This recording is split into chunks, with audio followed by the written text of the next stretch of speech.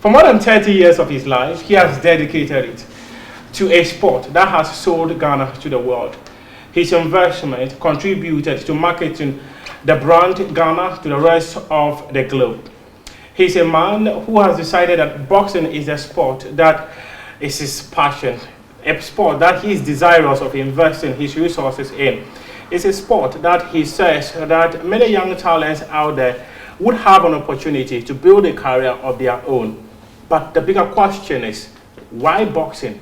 And what is the reason behind that decision to get into boxing and to contributing to the success boxing has chalked in the country? And many people cannot forget about the fact that some of Ghana's world title winners passed through his hands. We cannot forget to talk about like the likes of Ike Quartey, the likes of Ike Quartey. These were gentlemen some 20, 30 years ago who won world titles for Mother Ghana. And his brain was behind the success that was chalked by some of these boxers. He continues to contribute his quota to the sport of boxing in Ghana and beyond.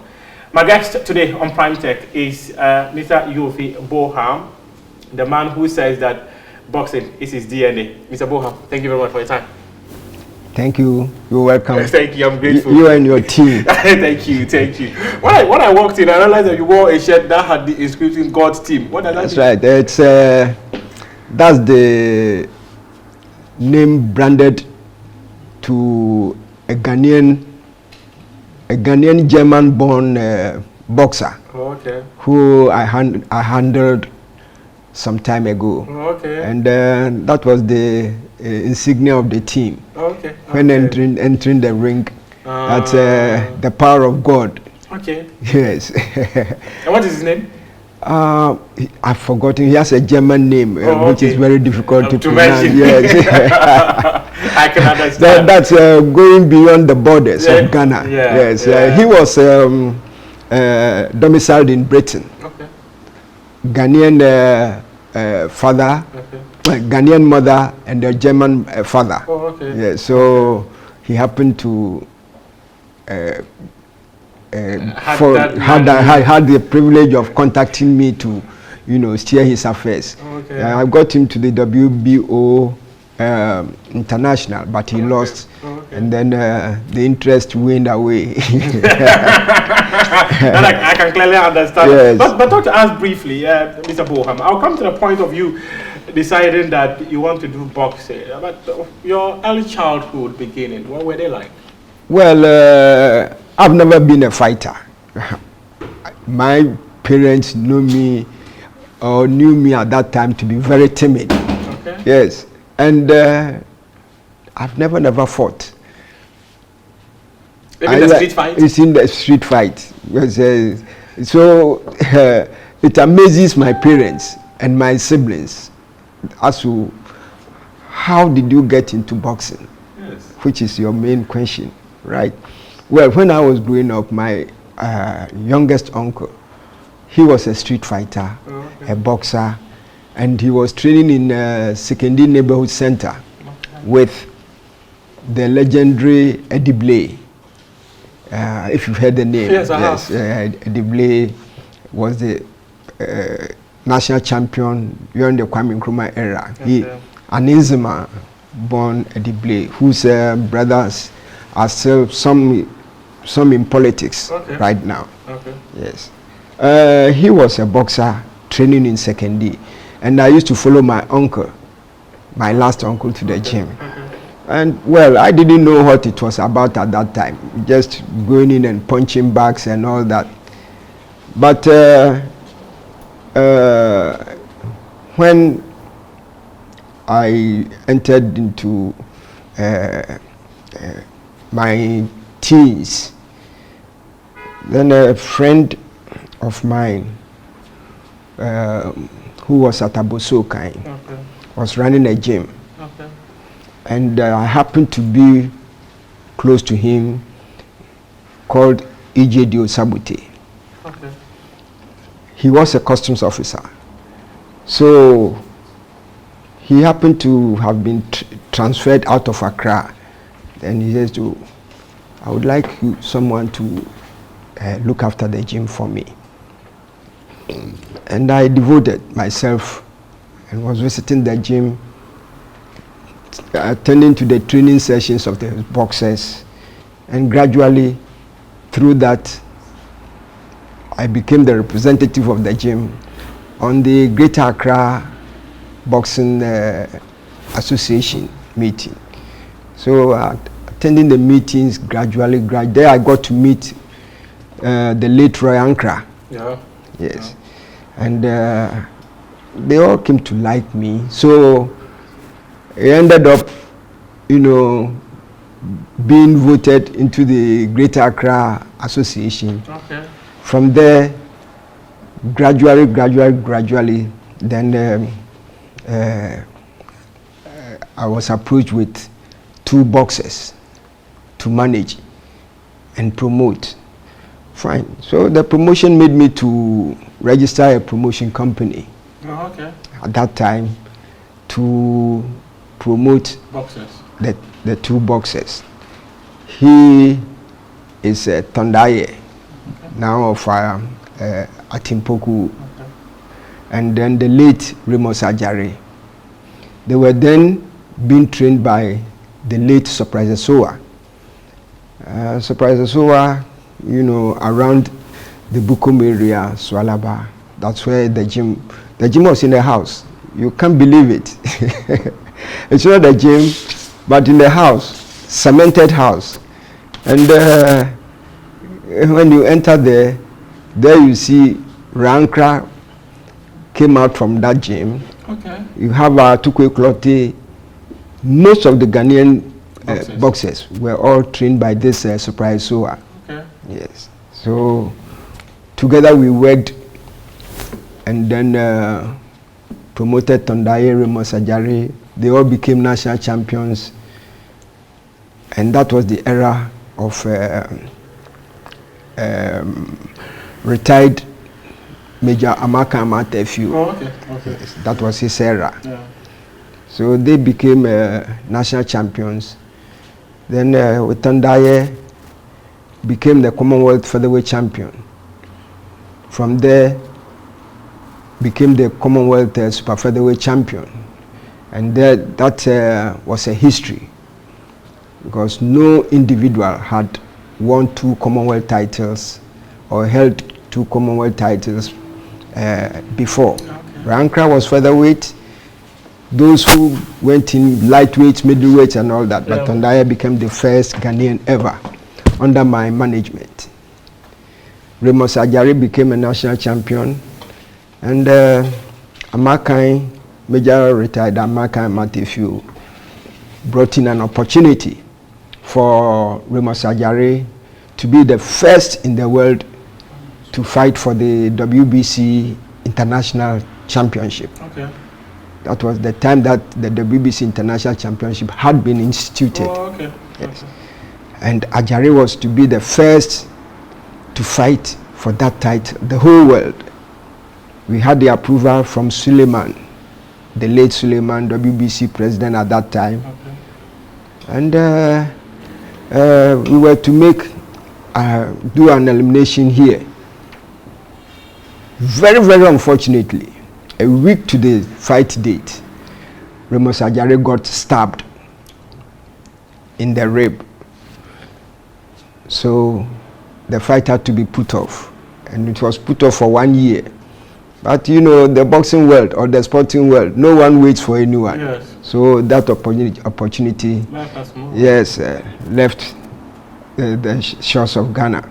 After 1 year, we did the fight.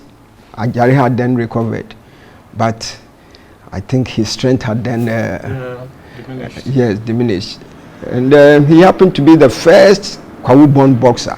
Okay. He was a Kwawu-born. Tondaye was an Atimpoku, that is a Kwamu-born.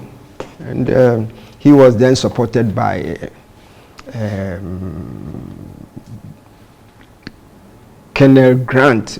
I think Colonel Grant, who became a PNDC secretary. Yeah. No, not PNDC. It was under Champon, Secretary for Health. Okay. Yes. he happened to be marrying an Akwamu lady. Oh. So they came together and then were supporting Tondai. When he's fighting, you can imagine the euphoria that is created by these Kwamus. Yeah. And the father coming around with his walking stick, and all the Bukum guys thought it was a juju. Okay.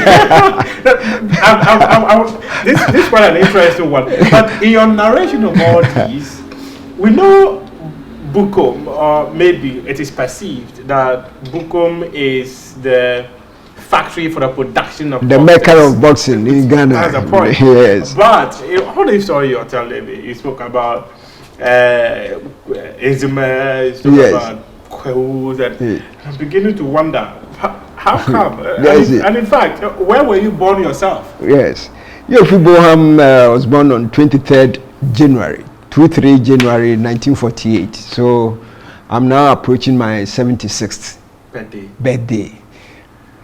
That's coming this January.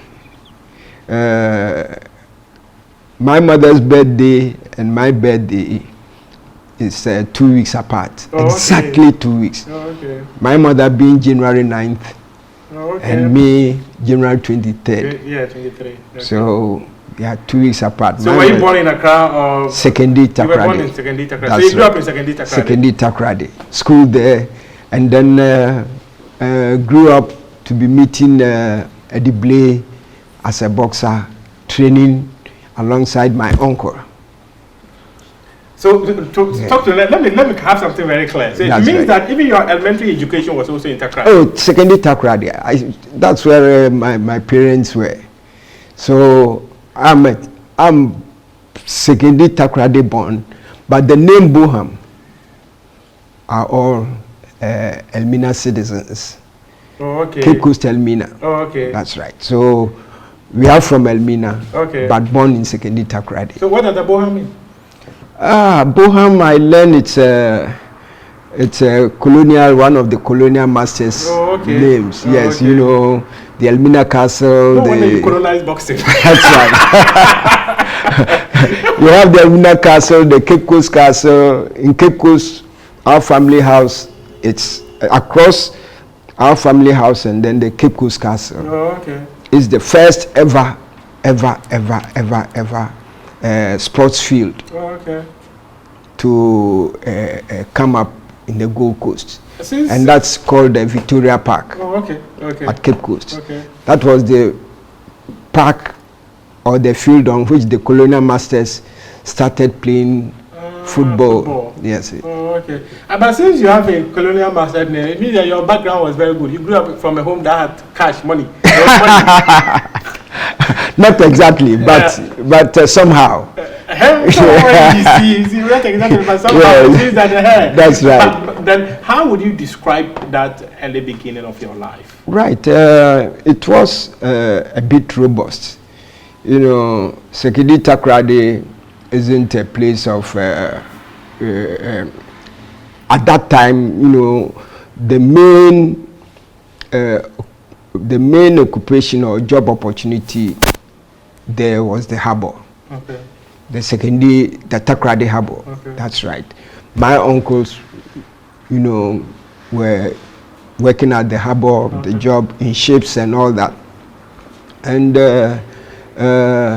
we, the kids, also, you know, we'll be going to the beaches, and then you know, for instance, I grew up by going to the tennis court and then be catching tennis balls, the lawn tennis, yes, which a place called, we call them, that place, Beach Road at Takoradi. And you do that to earn some money, then go into graphic selling. Yes, early morning you go and collect your newspapers, and then sell before you go to school. While growing old, you have chores in the house. You have to get up early in the morning, do your chores, go and collect your graphic, sell, and as quickly as possible, so that you get the opportunity to go to school. So you could see that it was a very robust life from the beginning. in the morning. If you don't do that, you don't get extra money for your pocket. Okay. Yes. So, well, that's how you would describe it. Yes. But what is that thing that you did during your childhood days where you look back at the set and you go like, oh, did I actually do this?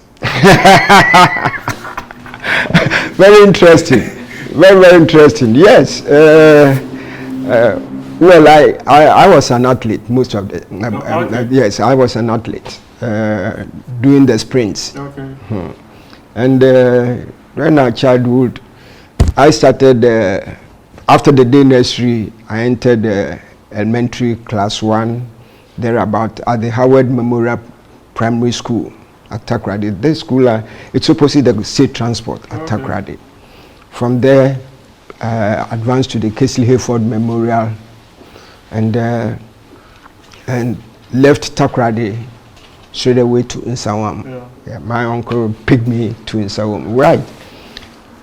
At Takoradi with the athletics, that propelled me to a higher level in sports at secondary Takoradi, and then the Western region. So you were famous. That's well, not that famous, but as talented athlete, probably. But there was one guy who I could never beat, and that really pained me because I was always second to him.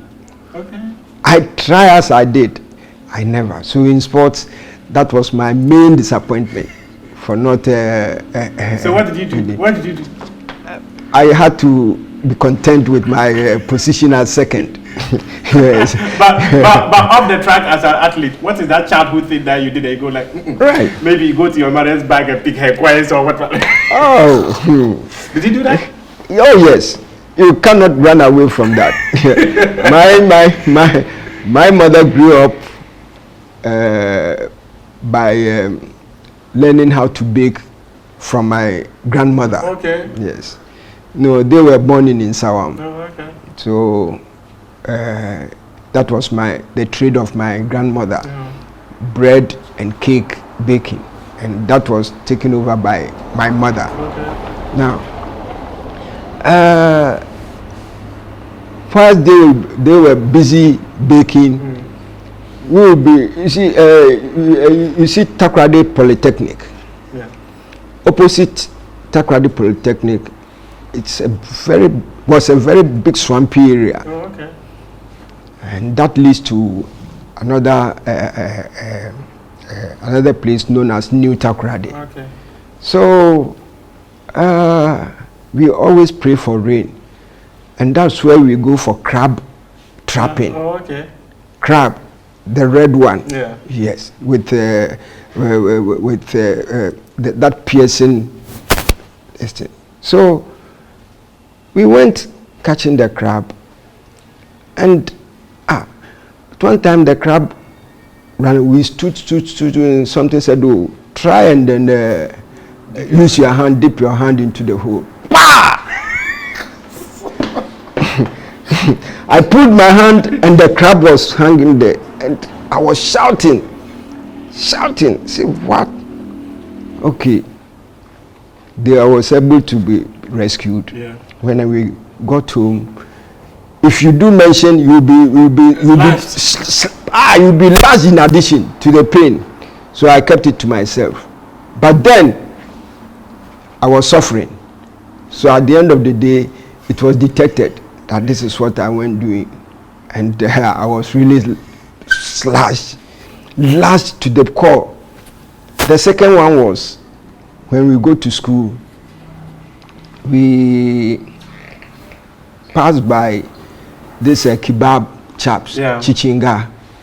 So we collect the tidbits and then have it as a kebab on the kebab stick. Okay. We press it. Then we will be roasting it gradually. Whilst one will be turning the kebab, yes, you will also be fanning it with your mouth. You have to blow the air. Yes, blow the air so it came to my turn. When it came to my turn, I was blowing the air. Then someone kicked the other party, and the fire straight away to my mouth. What blisters and everything. Yeah, how do I go home? How can I? What do I say? Ah, well, I got home all right. What's wrong with you? Couldn't talk. What's wrong? Couldn't talk. Third one. Oh, you are about to receive slabs. Then I said, no, this is what happened when we went to school. Instead of going to school, oh, so you are those kobolos. You're learning to be a kobolo. Early morning, I was marched to school. Complaint was made to the headmaster. Headmaster went to the class and asked for all those who were in my company. And that became a very big problem because all those involved, their parents were invited to the school, and I really regretted. Oh. Everybody was punished. Everybody, including me, who was even having my blisters. But I'm sure those things actually taught you lots of lessons. Oh, yes. You know, to talk about it and laugh. Yeah. Yes. I have only one classmate in Takrady who used to call me. When he calls me, then you know, we laugh over it. Yeah, you talk about old days. Yes, those days. And when my little brother would come to the class and then be shouting, Yoofi, Dada Frau. To the class teacher will ask, hey, where is he from? He come all the way from the house to the class. I say Dada Frau. Yeah, Dada Frau. For what? Nobody knows. And up to today, my friend Odro mentioned it when he calls me on phone. Dada Frau. And Dada Frau in the athletics to Frau. So why didn't you do the athletics more? Oh, actually, I stopped it. I lost interest in it. What happened? Well, I lost interest in it and rather stick to table tennis. Table tennis, okay. Yes, okay. Stick to table tennis. So right from Nsawam back to Takrady and all that, table tennis was the game that I loved. And then table tennis, you came to Accra. Yes. In fact, you didn't even go to the factory for production of boxes, but you went in there to do boxing. That's right. And when I handled those boxes, I never regretted. That's Tondaye. They made me to be very popular. The fraternity, you know. So was that the foundation of your decision to go like, okay, let me go all out into boxing? Because you talk about athletics, you've spoken about tennis. Tennis, yes. But you switched to boxing. To boxing. Yes. And it is boxing that you actually built a wonderful career for yourself. Right. So that's right. Let me have a perfect picture. How long did your friend at Aboso Kai leave the gym for you to manage that you were able to? That's he went on transfer. Even though the place was his family home, he went on transfer. He was on transfer, and so I handled it for a couple of years, about almost 10 years, till he came back. Yes, and he became a referee judge of boxing as well. Ijedio Sabute. He's known in the boxing fraternity. Was he excited to see what you did? Oh yes. He's excited up to today, even though he's now an invalid. Yes, and retired invalid. But he was very excited because I was promoting his boxers, managing them, including those that I was managing from Surprise Soas Gym. And his past boxers, Peter Inisa and all that in those days, all became national champions, you see, through me. Now come to talk, it's from there that, came in Ike Quartey and Ike Quartey. I'll come to that, but tell me, how were you spotting the talents, knowing that this person has got a talent and has a career?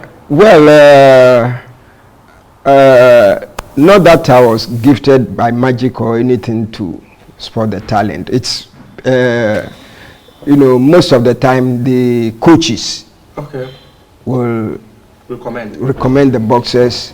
Oh, this is this chap is a promising chap, and he needs help. Oh, is that so? Fine. Let me go in to give the necessary help. I was then in the commerce field.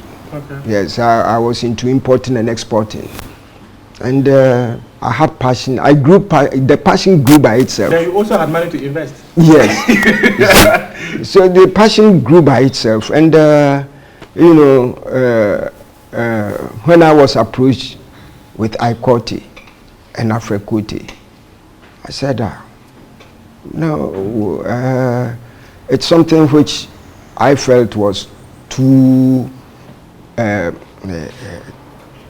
would be too difficult for me to manage, because I had then not had all the necessary experience. Okay. But so, were they already top quality boxers, Mrs. Lee? They were from the Olympics. Oh, okay. I signed them on straight from the Olympics. Okay. And they were top Ghanaian boxers who Amaka Amatefu, the late, the retired Amaka, had sponsored to Cuba. Okay. As amateurs. Sponsored to Cuba. They were in the national team. Okay. And Amaka was very, very particular about those two boys. You see, and I had come to, Amaka had come to like me very much. So he said, Yoofi, take on these boys, handle them, because there are a lot of parasites around. They will only go in, sign the boys, and at the end of the day, will be pursuing their own personal interests. And you get them, destroyed. Their career destroyed. So it was Amakai personally who gave them the boxes? That's right, okay. Amakai. But then they were under the management of, loose management, okay. Under some other guys from Mampro B. So I went in, and that was the time that Raincraft Promotion was handling Azuma Nelson, okay. And Nanaya Okunedu. Okay, top boxers. That's right. And they happened to be very close friend of mine, Raincraft, because they were all friends to my brother-in-law way back in US. Okay. So at events, we all sit. Do stuff together. Yes, behind a table, and then chat together. At that time was this the now present Golden Tulip, which is been renamed. Oh, okay. That's where we used to meet. So they were approached, and they said, "Oh, Yoofi has toiled with these two boxers. The top level one could go was the Commonwealth, yeah. That is Tondaye. Ajare became a victim of stabbing. So the advisor should take on the two boys, who were then fresh from the Olympics, having fought one or two. Which year was this? Oh, in fact, yes. It should be the early 1990s. Yes. So I took them on with the advice of a son of the late Ike Quartey, okay. who is now in Chicago. He was who goes by name Abando. Okay. He was 100% for the boys. So with him, we set up a gym, and then there was a gym already ongoing, that is Akutuku gym, which was set up by the late Ike Quartey. And that gym was, producing tough boxers. Yes, and Ike Quartey, had already produced 3 of his